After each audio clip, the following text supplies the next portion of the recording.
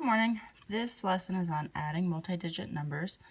This is a skill that you've been working on since, third grade, fourth grade, so we're going to work pretty quickly through it because this year we're going to extend and we're going to go ahead and start looking at adding some decimal numbers. And what you'll find is the process will stay the same, but we certainly need to know how to add our our whole numbers first. So let's walk through the process. When you add multi-digit numbers like 379 or 5,409, you must line your place values up. It's really important that you add your ones to your ones, tens to your tens, hundreds to hundreds, thousands to thousands, 10,000s to 10,000s, 100,000s to 100,000s, and so on. So I think it's easiest when you're adding multi-digit numbers to stack your numbers vertically. That means up and down. We're going to go ahead and start from the smallest place value, so the place value that's worth the least amount, and that would be the ones placed as the place value. Think about it. $1 is certainly less than $100, which is certainly less than 1,000. So we're going to start in our smallest place value. Then we're going to add and regroup if needed. When do we need to regroup? Well, if we have a set larger than 10, if the sum of our digits is larger than 10, then we need to move into our next place value. So you'll take the tens portion of that number, let's say your sum is 15, you would leave the 5 down below and you would regroup that one set of 10 would move over into the tens place value. We're going to continue doing that same process, and we're going to work our way left, one place value, add, and regroup if needed. Then we're going to continue until the entire number has been added. So let's do an example together.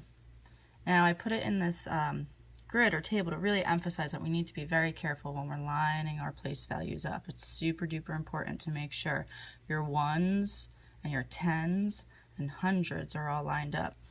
So once we've stacked them up vertically and we've been carefully made sure that our place values are lined up, then we're going to go ahead and start number crunching, start cranking away.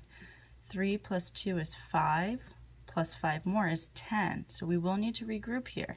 10 sets of 1, so 10 ones, well, that's equivalent to 1 set of 10 with 0 ones. So we're going to go ahead and put 0 ones down here and regroup and put 1 set of 10 in our tens column. And again, so this is 1 set of 10 with 0 ones. Let's go ahead and continue adding. 1 plus 9 is 10. Oh, that's nice. 10 plus 4 is 14. And then 14 plus 6 is 20. So 20 is 2 sets of 10 and 0 sets of 1. So we're going to go ahead and put the ones in the number 20. There's 0 ones, so we're going to put the 0 down here. We're going to go ahead and carry that 2. Let's continue adding away. 2 plus 8 is 10, plus 9 is 19, plus 2 more, 21. Now we do have a 1. We have 1 set of 1, and we have 2 sets of 10, so we're going to go ahead and carry that set of 10. Now we can go ahead and put in 0 placeholders if you'd like, if that helps you keep everything lined up. You're more than welcome to do that. I probably won't do that moving forward. If it's a blank space, we just know that it's a 0. 2 plus 0 is just 2. 2 plus 4 is 6. So our overall sum, or answer to an addition problem, is 6,100. Let's do another example together. Again, we've got it lined up in this grid, and if you would like to create a grid for yourself, you're more than welcome. We're going to go ahead and start in our smallest place value, which is our ones place value. 7 plus 7 is 14. 14 plus 1 is 15. Now remember, 15 is broken down into a set of 10 and 5 ones. So we're going to go ahead and leave the 5 ones down here, and we're going to regroup that 1 set of 10. The 1 set of 10. 1 plus 1 is 2, plus 9 is 11, plus 4 is 15. So again, we're going to put the 5 down here and carry that 1 and regroup that 1. 1 plus 6 is 7, plus 9 is 16. Leave the 6 down below and regroup the 1. 1 plus 8 is 9, plus 3 is 12. I'm going to carry that 1. We're going to regroup that 1. 1 plus 2 is 3. So our sum would be 32,655. I'm going to do one more example with you, and then I'm going to let you do the last example on your own. Okay, so now we're going to need to set this up ourselves. 25,038 plus 803,976 plus 42,073. Now again, I need to make sure that my ones are all lined up, so I'm going to go ahead and kind of write this number backwards so I can put my ones under my ones, my tens under my tens, hundreds under the hundreds, thousands under the thousands, 10,000s under the 10,000s, and then 100,000s.